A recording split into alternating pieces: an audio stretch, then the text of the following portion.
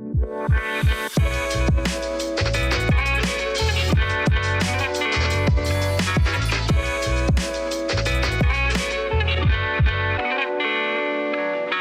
everyone, and welcome back to Made Possible by Pop Culture.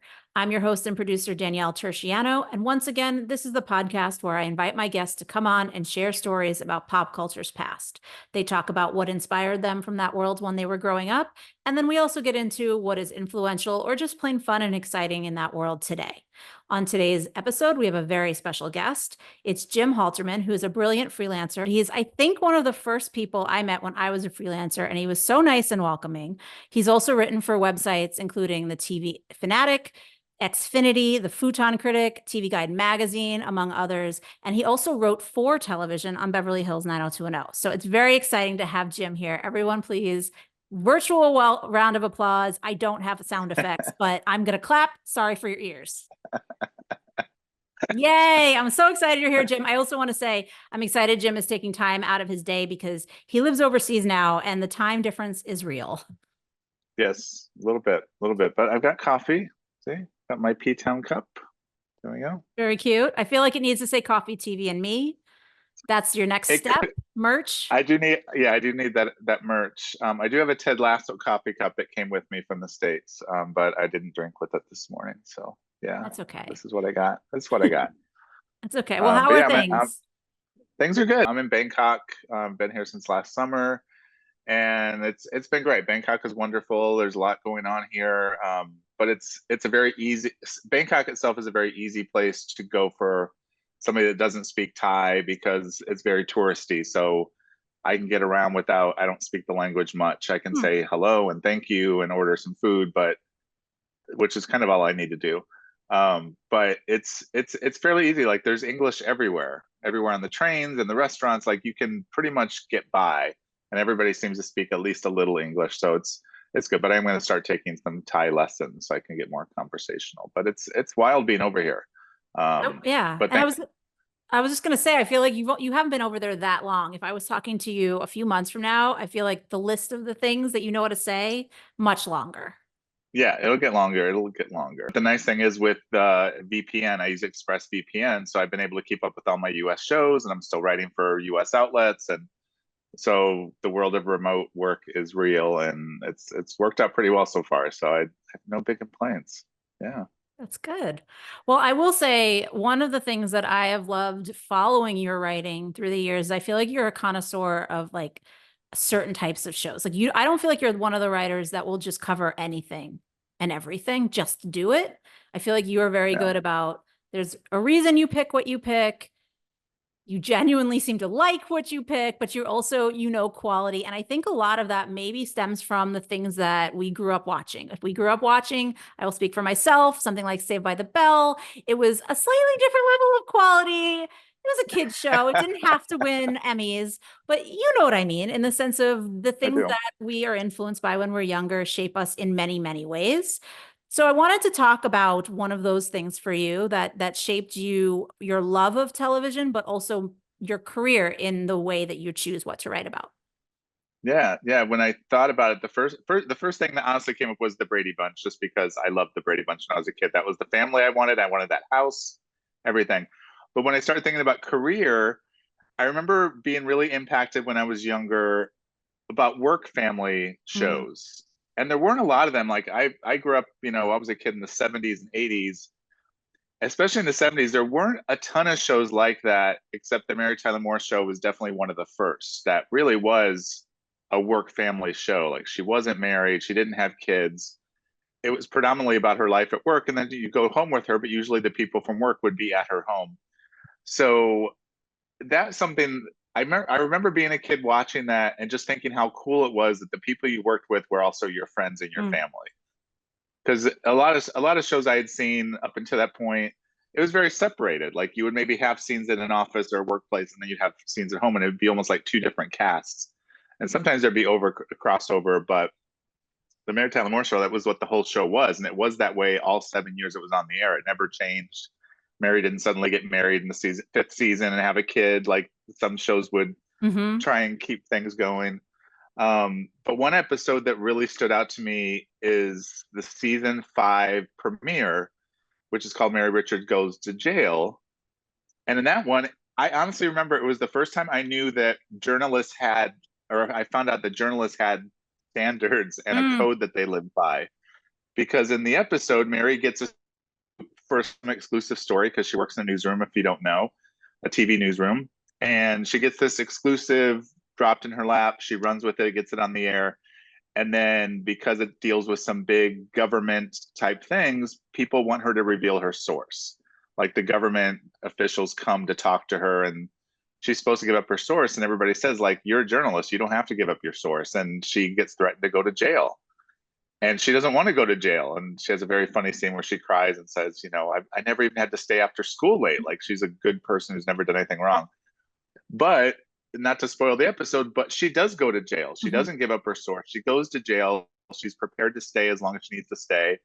And it's just, for me, it opened my eyes to what the job of being a journalist was and a reporter. Because being a kid in Indiana, I didn't know that those things existed where you might get told a story and then you're not supposed to tell somebody who gave you that information. And that happens Mhm. even in our business covering entertainment.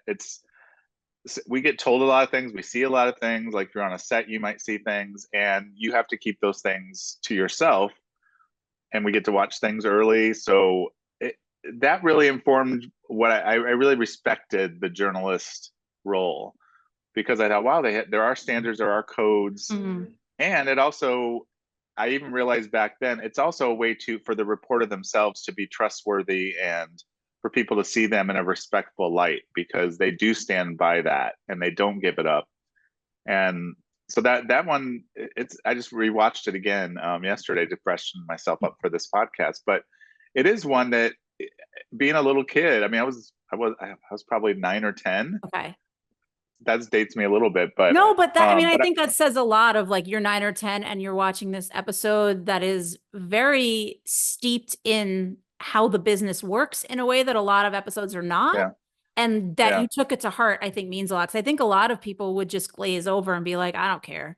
I don't care if they yeah, reveal their source or not, but that is such an yeah, important thing, no matter what kind of journalism you do, but also just the idea of integrity. I think it carries over to any job. And if you're yeah. watching it at home and you're not a journalist, you're a lawyer, you're a doctor, you're a teacher. I mean, there are messages you can take away from the episode that are not one to one.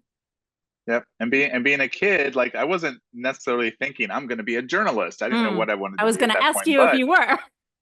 I not necessarily, but I've always been a writer. Like as soon as I remember being like in first and second grade in school, and I would write little stories like about my classmates, and it was just what I liked to do. And I think it's because I was, oops, there's my earbud came out.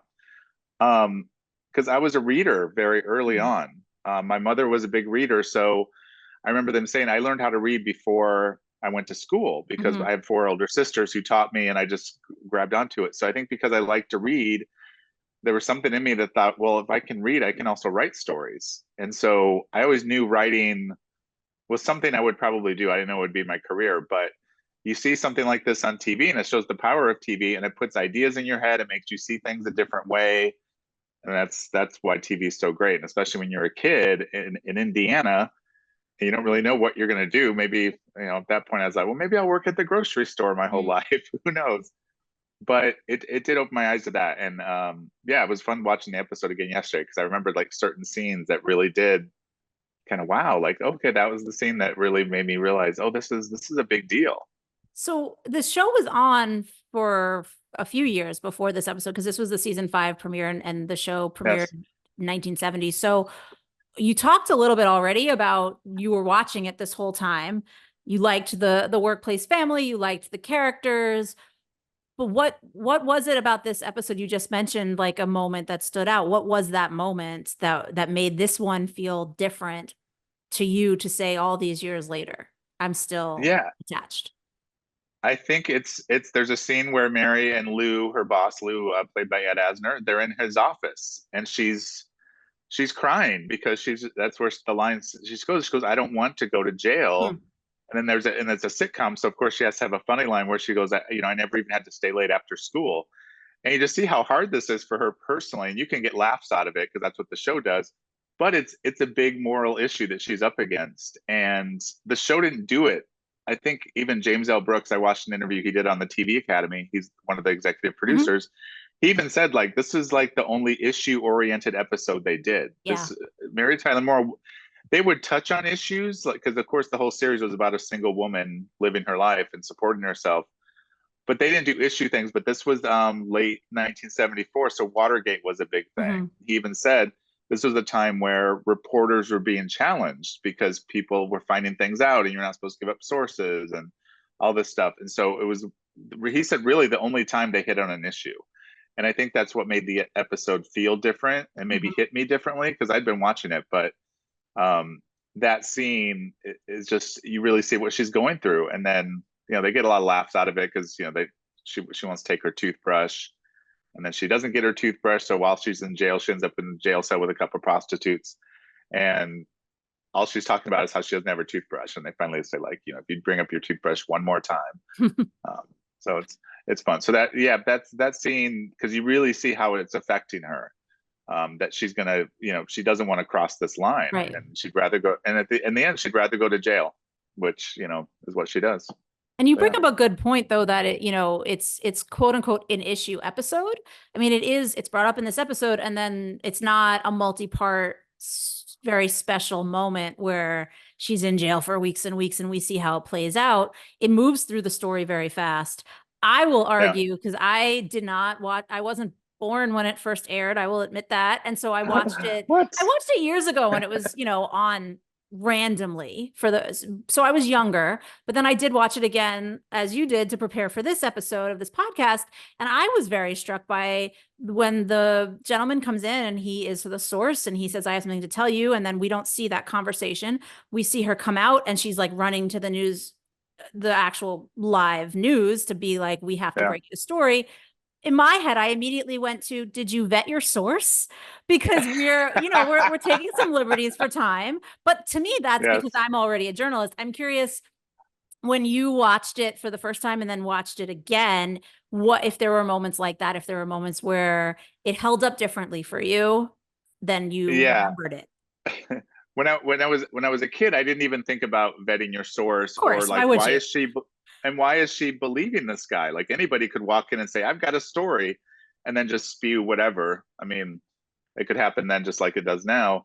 When I did watch it yesterday, I did think about that, but I also am very aware of the constraints of it being a sitcom, and this is how much time they have, and also in that era, I don't know that viewers would even think about that because the Good world point. is different now, and we're much more aware of how things work.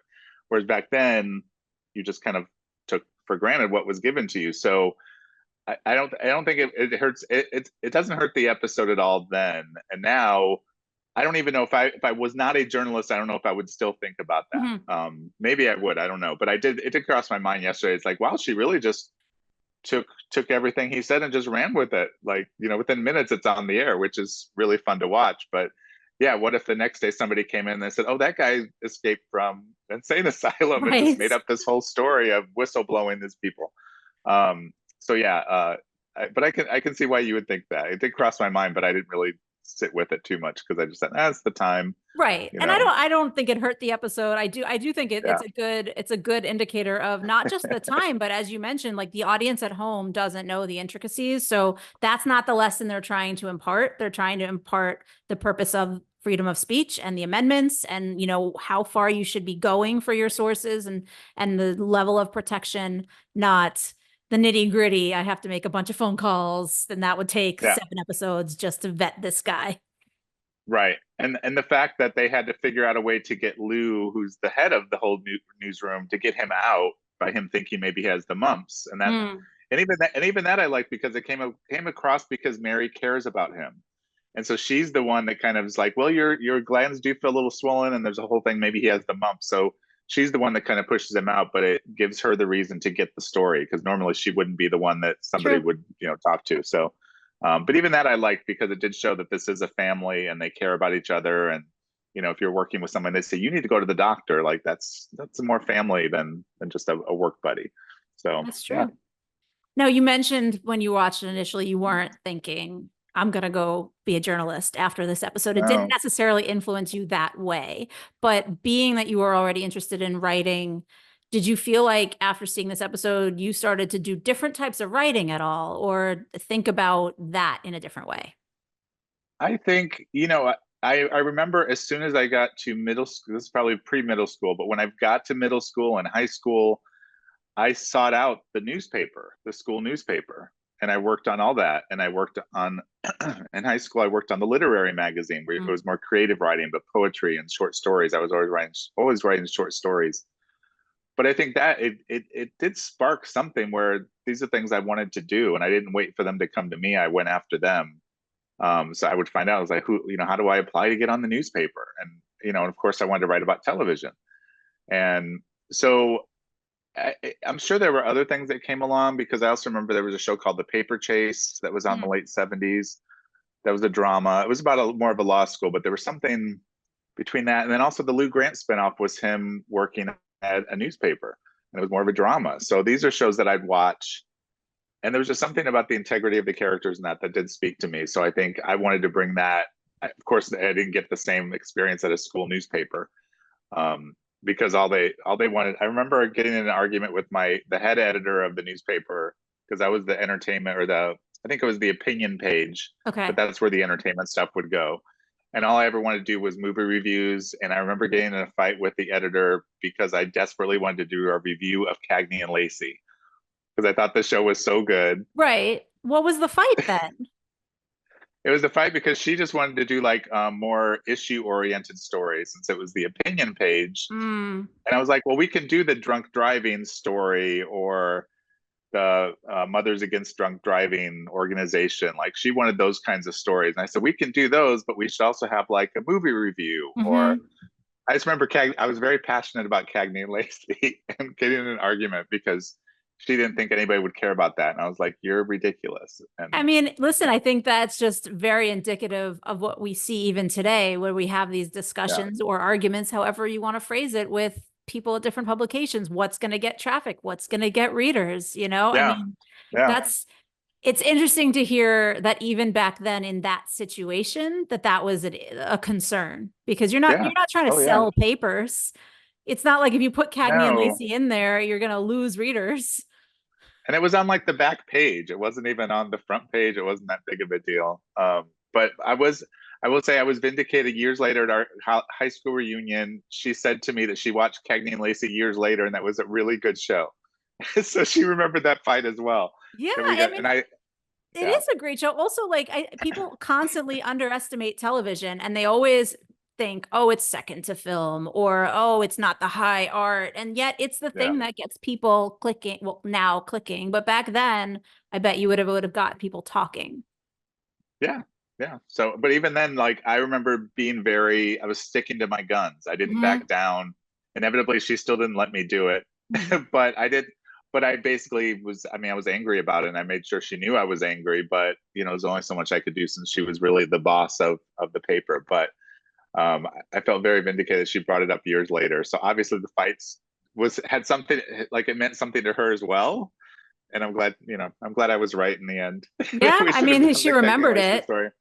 She did. So, but it was, maybe I had a little Mary Richards in me then, where I just felt like I needed to stand by my beliefs, and I think this is Hmm. a good show, and we should do something. So anyway, Yeah. but yeah, that would be the one thing, is that I always sought those writing jobs out even Hmm. then. Like, I wanted to be a part of the paper and the literary magazine, and those are things that meant something. Because I thought, yeah, just creatively it did, but also I think as far as the newspaper, I did want to make sure it was stuff that was relevant, and timely, and Right. um, so yeah. But it could have all started with that, or just slowly Well, built on each other.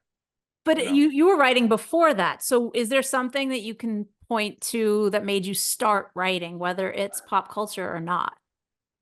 I think it was just because I was such a reader. Like, I read everything. I would go to the library with my mother and come. That was when you actually went to a library and you checked out books. But I would come out with a stack of books, and they were usually like young adult things or thing. I was yeah, I was still young, but I Yeah. read everything.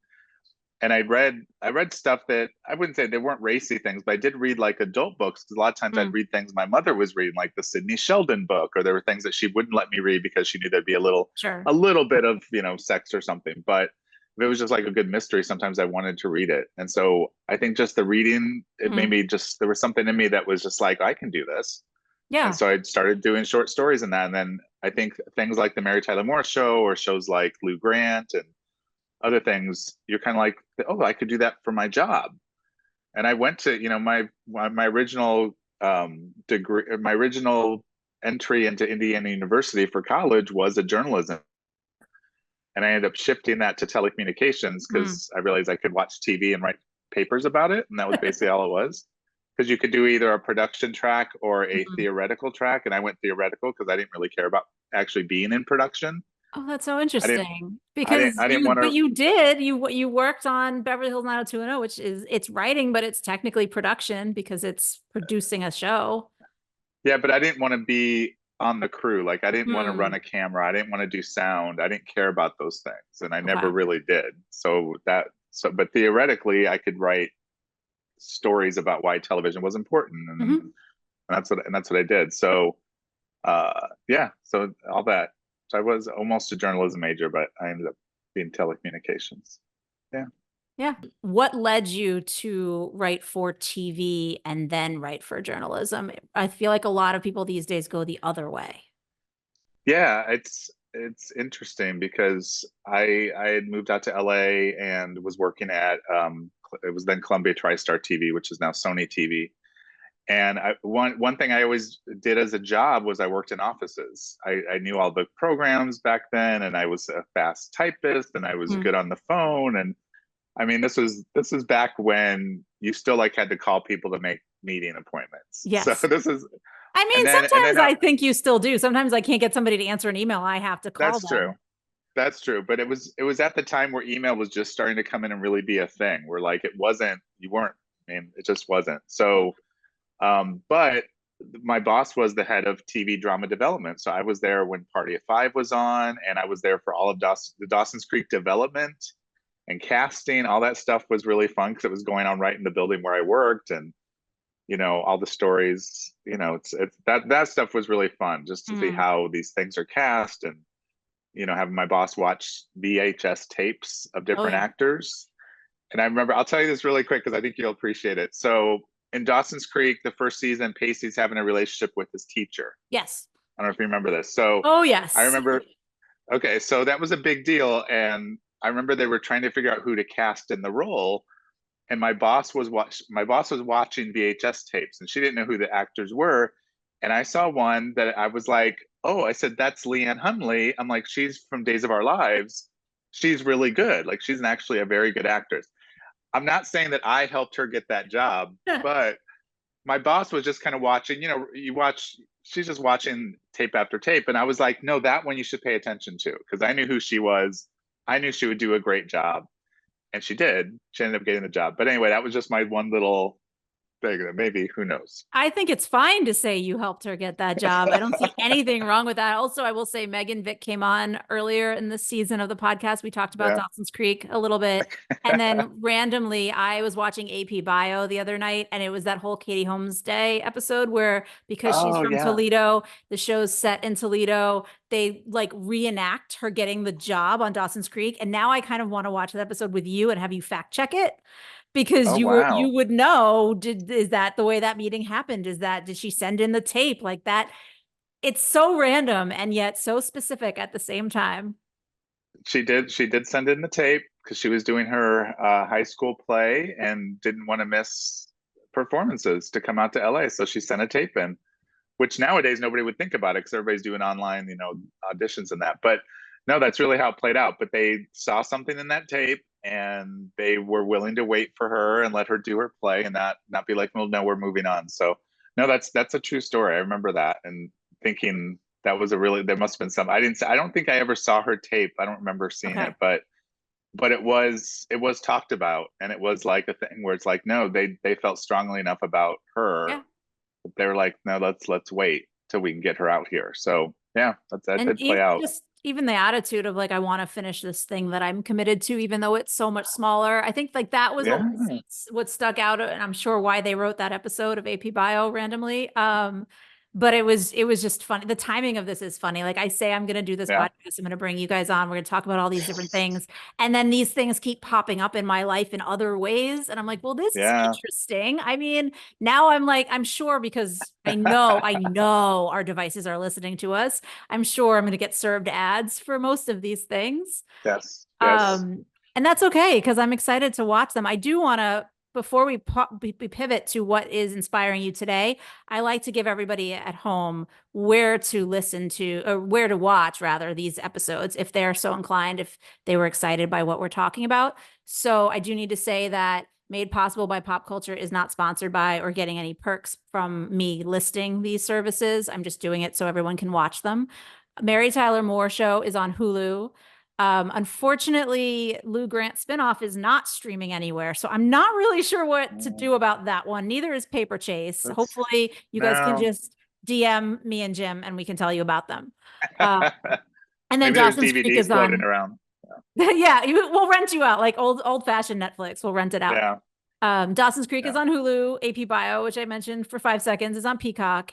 And you mentioned the Brady Bunch really quickly, and I want to say that's on Prime Video and Paramount Plus. So there's tons of good stuff that I'm giving Yeah. everybody too much homework. I always do that. The frustrating thing with the Brady Bunch is there's a couple episodes that have music Hmm. because the kids perform. And Hmm. the last time I checked, those episodes were not streaming. Like they actually just, you're Oh, missing those episodes because of the rights and all that. rights. But there's some of the best episodes for you Brady Bunch fans out there.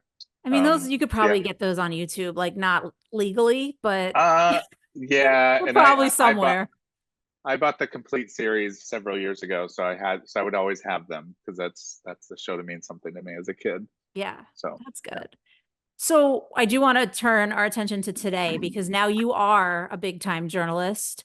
And now every Big time I time. don't use the air quotes, I don't even know if people at home saw that, but like, don't use the air quotes. You're a big time journalist. And the thing is that, I always feel like because once you're out of your formative years, you don't remember things the same way. But also, I just think once you've had that experience of this thing means so much to me, sometimes it's really hard for anything to capture that attention again. And so if something new does, I get really excited by it. I know you do because that's what you write about. Yeah. Set this up for us. What is in that world today? Again, like I always kind of go with my gut and what comes to mind first when you ask these questions when we were emailing. And the White Lotus is something that right now, even though it's the second season is aired, the third season is going to be shooting here in Thailand. I rewatched the season 2 finale to remind myself, like, what did I love so much about this show, and what did it mean to me now? And I think it's just the creativeness of it with the stories and how the stories build over. I mean, second season's only 7 episodes, which I forgot. I would have guessed it was like 10 or 13.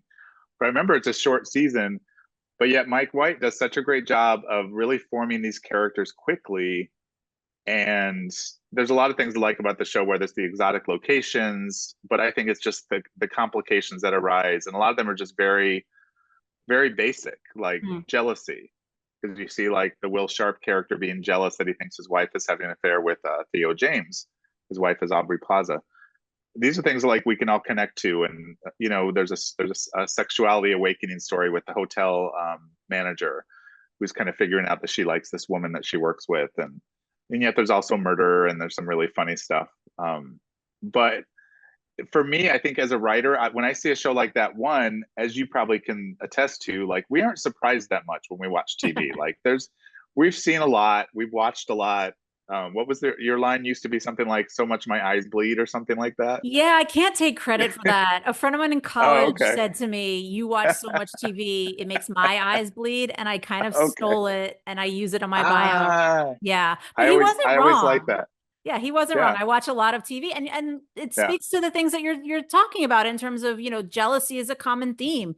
Being able to explore one's sexuality now, thankfully, is more prevalent on television than it used to be. Like these things are yeah, not totally unique to White Lotus, but the way White Lotus did it is what makes it, I think, unique. yeah, yeah. And when I watch a show that still surprises me, and I realize by the one, if I remember right, White Lotus came out weekly. It Mhm. didn't come out, so we had to wait for episodes, which I still love. Yes, I love sometimes when a whole series season drops at once, but I also love just the anticipation. And when you can get a show now that makes you excited for that next episode, especially leading into that finale, which has so much stuff going on, and there's so much tension, and he does a lot of cutaways to the ocean, like bashing against rocks and things, just to kind of build that tension. But as a viewer and also as a writer, it gets me excited because I'm like, wow, he's really tapped into something here. Mm. And the fact that the third season is going to be shooting here in Thailand, and I'm already talking about going to set and doing some freelance work for different outlets, like that's exciting to me. So, but you can't say that about every show. There's other things, like the regime is on right now, Yeah. and I was excited for anything Kate Winslet, but then the reviews came out and they weren't great, so I haven't watched it yet. Like it's kind of slowed my Mm. interest. Even I'm sure I'll get to it eventually, but I read a couple different things that all said the same thing basically. So I was like, oh well, these are Right.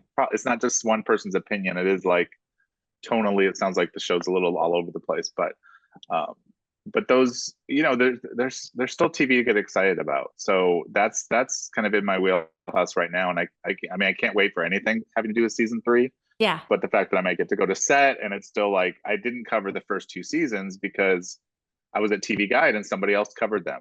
And the way TV Guide magazine worked is you had your shows and that's what you covered. So you couldn't just jump to other Right. shows. So the White Lotus was literally one that I just loved as a fan. It was one that I watched with my husband and we just liked it as TV viewers. And now the chance that I get to actually go cover it and hopefully interview everybody and do stories on it, that's exciting to me. Well, I So the think fact that that's still there, yeah. yeah, no, I was gonna say, I think like the fact that you chose to watch the show, even though you didn't have to watch it, you didn't necessarily have a lot of time, given how many shows you did have to cover at that magazine. That says a Yes. lot. But you said a couple times like it's the writing, it made you want to write. Do you feel like when you watch a show like The White Lotus, and it is, as we talked about, all these big themes, but so many characters, so many beautiful locations, it's got the murder on top of it, it's got a lot going on. Does that inspire more creativity, or does it inspire you to say, I wish I could write about this show? And like Um, creativity in the sense of I want to go it's write a show like this, or I want to write about this show. Yeah, I think it's probably more creatively. I mean, yeah, I'm excited to cover it as a journalist and go on set and all that. But the one thing with me making this move to Thailand is, I am writing more creatively now. Like I'm planning more things, and I'm, working on my Substack, which is literally just stuff I want to cover. Mhm. Nobody's asked me to write about Top Chef, but I'll write about Top Chef because I love it. Um, but creatively, it's kind of at a time in my life where I missed that because Mm. I did, and I don't think I fully covered like the 90210-ness of my career, but No, we can go back to that that. there were, up until the time I did start really becoming a journalist. Like that was my passion, was writing. I wrote a lot of spec scripts. I When I was packing up my apartment to move to Thailand, I posted a picture of all those specs, and I had the X Files, I had Buffy, I had ER, a West Wing, like because that was back at a time where to get staffed on a show, you wouldn't write a script of that show. Like you were told, don't do that. Don't write an X Files to get an X Files Mhm. job because you won't do it as good as they can do it. Right. So you write something similar. So I was writing a lot of drama, pretty much all dramas.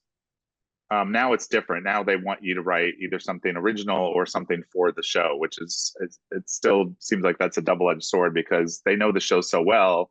If you take one little misstep, it's going to stand out, and they're going to be like, "Well, no, this isn't the guy That, or or gal." also, it's a little bit more nebulous. If like you have an idea that's so good, they can take your idea and not They take could, you. I always used to they worry about could, yeah, that, but who knows? they I could, mean, yeah, yeah. But that's so. Then when I started really being on more of a journalist track, when I didn't get that next job after 90210, and I was like, "What am I going to do with myself?" I did have to pause a lot of that creative writing just because I didn't have time to do it. Because when I was a freelancer, I freelanced a lot of different places, and mhm. then when I was with TV Guide, they kept me busy. And now I'm back to freelancing, and I'm writing for a bunch of different places. So it's kind of been that. But I really now want to make sure I have time for my creative writing, which, I'm outlining a novel and doing some different things like that. So, but watching a show like that, yeah, it gets me excited because I do like murder mysteries, and I like kind of a true crime thing. Mhm. So I've been watching a lot of that, but I do feel like I don't know if it'll be the next thing I write, but I watched a show like White Lotus, and I was like, oh, so all her, there's something suspicious about Jennifer Coolidge's character with all these gays. Yeah. And then the last episode, when she sees this picture of one of the guys with her husband, she's like, this looks like him when he was younger. And you start realizing, oh, this is much bigger than we think. Like, it's not just her being paranoid and crazy. Hmm. Like, they really are going to kill her for her money. And so I love that kind of thing, because these are the things that we watch and we get excited about. So I did, during the pandemic, I did write a TV pilot that was a murder mystery set in a hospital. And so it's kind of Grey's Anatomy with a murder mystery thrown in the middle. And that's the series. It's a limited series. Huh. And some people start getting killed in this hospital. And the only thing you know the first episode is one of the people you've met is the killer. Like, one of Okay. our regulars is the killer. It's not any Interesting. kind of ruse. And But it's, anyway, it was so much fun to write. Yeah. wait, you said it's in a hospital. Is it like slashery or is it related to the hospital? Like, how big, how important is the setting? I'm just curious. It's not slashery where it's just a serial killer going crazy. Okay. There's a purpose behind why this person is suddenly starting to kill people. And it's a Okay. tight clock, because realistically, if murders were happening in a hospital, they would probably have to shut down the hospital as soon Yeah, as I people would hope realize, oh, so. there's somebody getting killed. And I have some devices and they have to keep the hospital open. Like, it's the only hospital in this one region, and there's a big car accident, so that's the only place they can Mm, bring people. There's little TV things that you have to kind of bring in. But also, I realize if I do a really tight clock, it doesn't have to be 8 episodes, doesn't have to be 8 days. It could be mhm, 8 hours or 10 mhm. hours or something like that. So it is all happening quickly.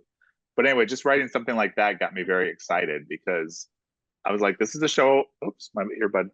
I was like, this is a show I would want to watch, Hmm. um, because I love that. And especially, I do love a murder mystery and things like Poker Face. And I just watched, oh, what was the other one that's kind of Columbo-esque, where you see the Elspeth. killer in the beginning? Elsbeth, Elspeth. that's what it is. Yeah. Yeah, which I was so just, I can't wait for more episodes of Elsbeth, because I just love that format when you know who the killer is, but you have to see how they figure it out. Like, that to me, creatively, is a very cool thing to watch. Yeah. And it is inspiring me to like work on a lot of these things. And yeah. Now you mentioned obviously season three film of White Lotus filming in your neck of the woods, so you can cover it a little bit. But does that, when it is a show that is close to you, like for different reasons, whether it's close to you emotionally or physically in Mm. location, does that add anything to your viewing? Do you watch things differently? Do you think about how to write about them differently? I think what it does is, like, for me, it keeps me in the seat of the TV viewer, not just a journalist, Mm, because I think about what excited me about this. Like, I'm gonna ask, like, assuming I get time with Mike White, I'll ask him, like, well, what's the through line in the show? Like, what are you trying to say this season? And there is always, I mean, the first, if you go by the first two seasons, there is always some kind of, I mean, there's usually some fun playfulness things going on, but yeah, then things get very serious as you get deeper into the season. So, the fact that, spoiler alert, Murray Bartlett doesn't make it, all the way to the end of season one, like, I don't think we have to say spoiler alert now. it's Maybe. it's been a couple of years. It's been a couple of years, but that people do die. So it's also Hmm. like the stakes are always there. So I'd be curious, like, well, what are the Mm, stakes this time for these different characters? Because I mean, I don't envy that he has to come up with a whole new thing now, because so many people love the sure. first two seasons. You're like, the third season better be as good as the first two. Right. Like, and we're all very critical of that. What we see, it's like, oh, I don't like what they're doing here and all that. But I think when it's a show that I really love and respect, it gets me excited as a journalist, but then also like as a viewer as well, because Yeah. I'm going to ask him the questions that I would want to know as a viewer. Yeah. Not so much like, well, tell me how you. I mean, I'll ask him all those things, but a lot of it is being like as a fan of the show, not Yeah. just the fact this is my job and somebody's paying me to do this. Of course. I think Um, I also meant yeah, just, I know whenever I watch something that is supposedly set in my neighborhood or set where I grew up, I'm hyper focused on, well, that's not what that looks like. You know what I mean? Like I can see the yeah, storefront you changed. I can see the dialogue that the accent is not right or dialect is not right. Like the slang is yeah, maybe a little off and I'm sure I yeah. feel like people do that too age wise. Like I know Gen Z has a lot of comments about how they're portrayed. So that is also what I was thinking about, especially because I don't there's not a ton set in Thailand, certainly on mainstream No, television. Uh, No, I think it'll change. There's because it's such a beautiful country, and where they're shooting, they're in Koh Samui and Phuket, I think Mhm. in the beginning, and that's just island and water and Mm. beaches, and it's beautiful. And I think if I read right, because there's been a lot of press already on the shows, like they're at a four seasons. They've kind of bought out a whole four seasons in Koh Samui, which will be a beautiful property. But they can make easily make Thailand a character in the show in a lot Mhm. of ways because it's just so beautiful. And I think they're also shooting in Bangkok, which is a great way to go see a lot of temples and see a lot of things that are very specific to this region. And even just the food, if they go to a food market, which is just such a scene. Those are all things that can be really utilized here. But it's not the only show because Alien is also shooting here, the FX Mm. series that Noah Hawley's doing. I'm not sure how much they're using Thailand. I'm not I sure would say I why don't think they're it's not here. Thailand for Thailand, so it's a little bit different, That's right? I think so, and I haven't been. They're actually doing a set visit in a couple weeks that I'm going on, which is good for me because I'm already right here. But Yeah. there are a lot of I don't want to say jungles, but there is a lot of areas Mm. outside of Bangkok that could work really well if you needed kind of remote vibe Hmm. where it's just forests and trees and that. So I don't know if that's what they're doing, but that's here. And there's a lot of production here anyway. Just the TV, the BL series are very big here, with the cute boys falling in love with each other. That's like a huge thing. So they push those out. And I Hmm. know those shoot here. But I think if something like White Lotus utilizes Thailand really well, it'll get more people to come here. And I know I Right. believe I just saw a story where they passed some incentive, like a tax incentive for Yeah. people to come here. So it's good for the economy of the country. So if they can get more people to come, I think they'd welcome it. So, um, yeah, Of course. I mean, the one thing I will say is with White Lotus, I know, having watched the first two seasons, those American characters are not going to be super respectful or respond great to everything, which is part of the point yeah. of the show. But I look at things like that and I'm like, well, I wonder, how much of that is something, how much is too much of that? Because I don't want to ruin this beautiful place by having these Yeah. whiny Americans in the corner. You know what I mean? It's true. And, Thailand, it'll be interesting because my husband, who is Thai and grew up here, Hmm. will be watching it to see how the Thai people are portrayed. Because there are some Thai characters. Yeah. Lalisa from Blackpink is going to be acting in this, Hmm. and she's Thai. So she's the one member of Blackpink who's Thai. So boys always said, she's his favorite. But you see how Thai people talk to each other, and they call Thailand the land of smiles because Hmm. service is just at the top of their game here. Like customer service is beautiful, and people just genuinely are happy for the most part. So I'll be I don't interested know to see what how that's they. like. That's as I somebody who Yeah, grew up in New York, that seems so yeah, alien to me. Like alien in the sense of literally feels like another planet because yeah. nobody It's smiles at service in New York. That's not we don't No, want to deal with each other.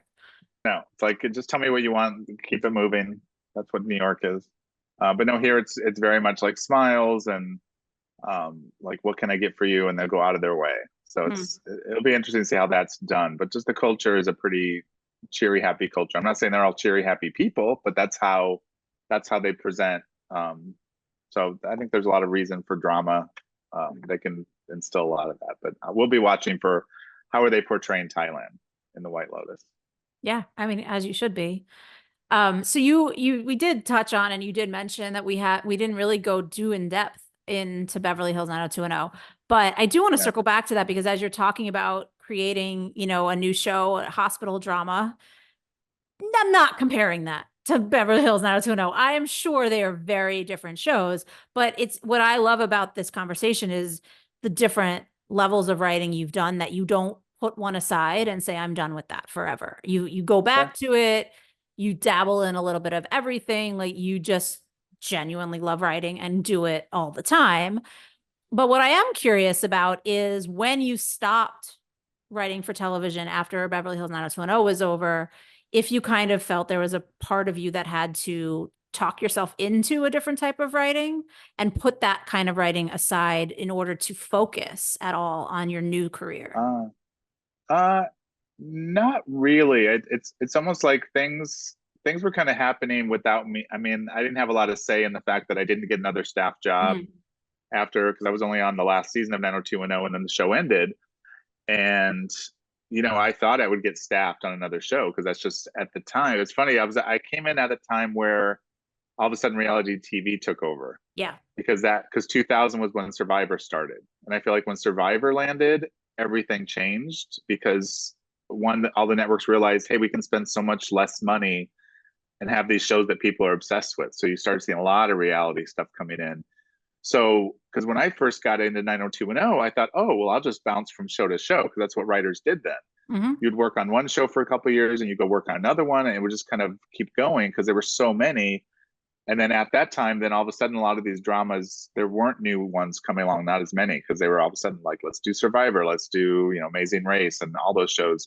So there weren't opportunities, and writers weren't leaving like they used to. So the spots weren't open because the writer would leave and you'd have a spot that needed to be filled. Not that that was the only reason why I didn't continue working. It was just, I think, a lot of things.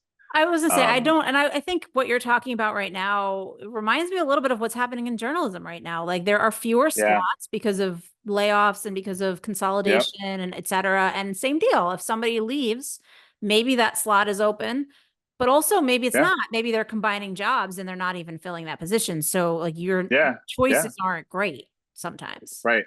And that's, my TV guide job was eliminated.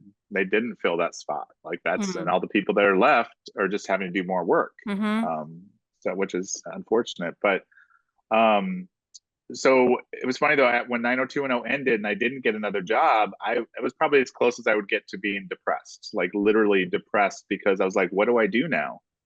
Because I just thought, Mm. if nobody's paying me to write, I don't know what I'm going to do. And I didn't want, I did end up going back to temping at the Mm. studios because that was something I could do. And I remember suddenly there was just some, like, I call it an aha moment, a nod to Oprah, where I realized I'll always be a writer, even if nobody's paying me. Like that's just, it's in my blood. It's what I do.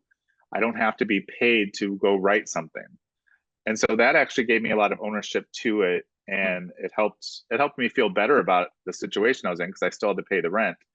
And thankfully I found other jobs to do that. I was a nanny for a while, all these things. And then the journalism thing, really, it just came to me because a friend of mine, I was living in New York at the time, and a friend had started a website that was just nothing anybody would even know about, but he said, hey, do you want to write some TV stuff for me? And I was like, so he basically was like, just write whatever you want, Mm. because he just wanted content on the site. And so I was just doing some TV reviews, or, kind of what I'm doing now, where I would just write about stuff I liked, and I was write like my opinion of something. But then once I had things online that I could send to people, that's when Futon Critic was one of the first sites I reached out to. And I just thought, you know, I'm not going to wait for somebody to come to me because nobody even knows I'm doing this. And so I just sent him some links to my stories. And Brian at the Futon Critic, he said, you obviously know what you're talking about and you're a good writer, so let's do some work. And that was really what brought me back to LA, because that's when I really started. I knew if I was in LA, I could do more of the journalism game, and there was so much more going on there. And that's what happened. So, and then once I was a Futon Critic, and then TV Fanatic, and then I freelanced for a lot of sites. And that's kind of how all that got rolling. And in the back of my head, though, I was always thinking, like, I do want to get back to writing a Mm. script or writing a story, or Yeah. like that was always in the back of my head. But at the time, I was like, I just need to pay the bills and make sure all that. So How much it time did were sit. did when you were doing that though, when you started working for the Futon Critic full time, like were you still writing scripts on the side or did you feel like I have to put it aside No, because I don't have that time, I don't have that energy? it was that I didn't have the time or the energy, and I also was kind of burnt out.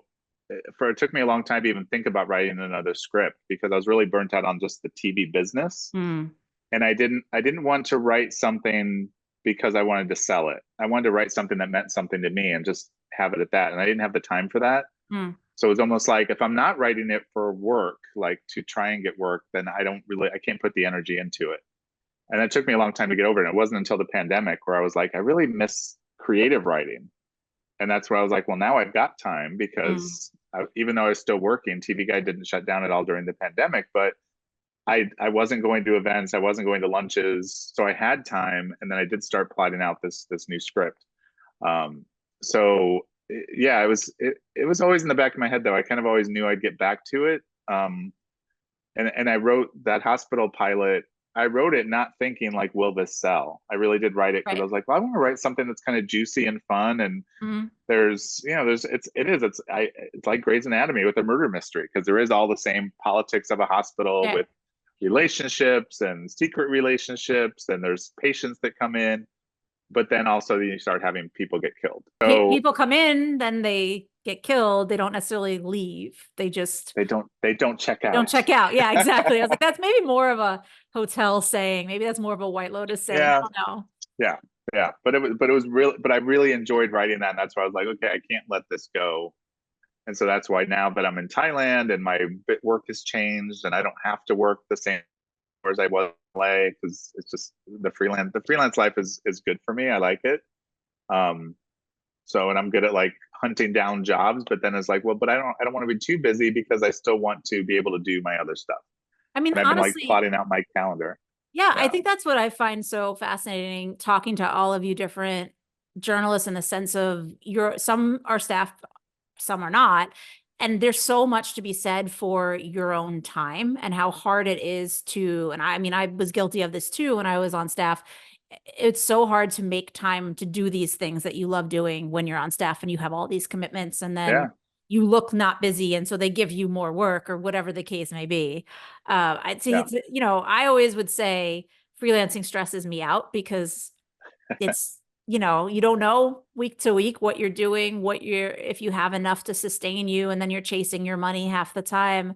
But the amount of flexibility it gives you, I think is so nice, especially, now when we want to work remotely. I will speak for myself. I don't want to go back to an office, not full No, time. no, I couldn't do it. I couldn't do it. I would fight tooth and nails if it came down to it. I mean, I don't think I'll have the problem being here, but Right. I mean, yeah, I think it's maybe we I've all need to do what you did and just like, well, I've moved, so if you want me, you have to accommodate my remoteness. yeah, yeah. I mean, I didn't move for the job. I moved for my partner, and he got a job. So I was like, well, I'll just come here. And I knew the TV guide job would change, and I knew my career would change. But I was also like, but the pressure's off to have to make that same level of Mm. salary and the same output, and it's nice. So it feels good.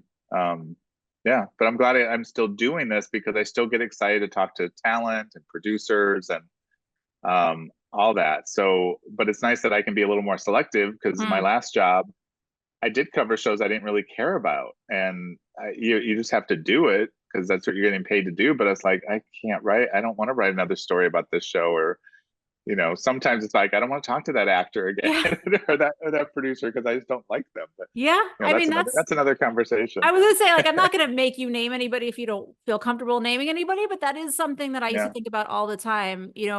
There's freedom in both. As a freelancer, when I was freelancing, sometimes I would say that. I would say I can focus on what I want to focus on. And then there'd be months where I'd be like, well, that person asked me to cover that show, and I don't really like that show, but I need the money that month. And then when I yeah, became an editor at a publication, I said, well, the publication needs to cover. I don't need to cover until we lost all of our freelance money. And it was like, well, if you don't do it, no one's doing it. And then I was like, yeah, well, now I'm back to what felt like to me a lower level position where I didn't have the freedom of choice the yeah, way that I used to. So I don't know. It's a really interesting obviously it's a very interesting yeah. time for this business. I will say that I'm very excited to read your coverage of the White Lotus, but I'm even more excited to read your script. So I feel like you should send me your script at the end of Oh, okay. this. And I'm not going to I will then do come on the podcast and tell everybody what it's about, but that. we'll get everybody excited for it. And then hopefully you can come back Okay. on when you're ready to promote that show because it's sold. That would be amazing. Yeah. Who knows? Who knows? Who knows what can happen? Because I was not shy about sending it to people. Like I would reach out to different producers that I know, and just because I was like, you know what? If you don't do stuff like that, and sometimes it's hard because you're basically saying, hey, pay attention to me for a second, Mm, and you just don't know. I mean, I feel like a lot of the best things that happened in my career and in my life are because they're things that I kind of stepped up to, and I didn't. The worst mistake you can make is just sit back and wait for people to come to you. That right. doesn't Oh, happen yeah. that often. No, I mean, the thing is, So everyone's busy. They're not always yeah, thinking about you like, oh, I should check in with that person. I think if you don't go to yeah, them, you miss your opportunity. I've been very vocal about saying this. you call it nepotism or not, but like most of the time in this business, you get jobs no matter what kind of job because of Yeah, who you know, because of someone saying, it's true. I read this thing they wrote, I vouch for them. You know, I know them as a Yeah, person. They're not toxic, whatever the case may be. So, I yeah, mean, I think you have to be your own cheer. I said this on a previous podcast, like you have to be your own hype man. You have to, who you else is do. going to do it? Yeah, because I don't have representation right now, so I don't have an agent or a manager who's pushing me out there to get in writers' rooms or Mm, whatever. So I'm like, I'll use my contacts and just see what happens. But it's nice that it's not do or die, because when yeah. 90210 ended and I thought I would get another staff job and didn't, it felt like do or die. It felt like if I don't do this, I don't know what I'm going to do. Yeah. And now it's like, no, I have a lot of things I'm doing. So if one of these things goes forward, it doesn't mean the other things stop, or it's nice to have kind of an array of things to be working on. So Well, that's great. Well, thank you so much for this being one of the array of things you did this week. I appreciate that a yes, lot. And I do want to yes, also say, just as a reminder, if you want to talk or watch the things that we talked about, we circled to a lot of different shows in the end of this podcast, primarily The White Lotus, which is available on Max. Beverly Hills yeah. 90210 is streaming on Prime Video and Paramount Plus. Okay, So you have an option for where you want to watch it, which is great, I think. And okay. thank you, Jim, for coming on. And like I said, for real, if you when you sell your show, we will have you When back.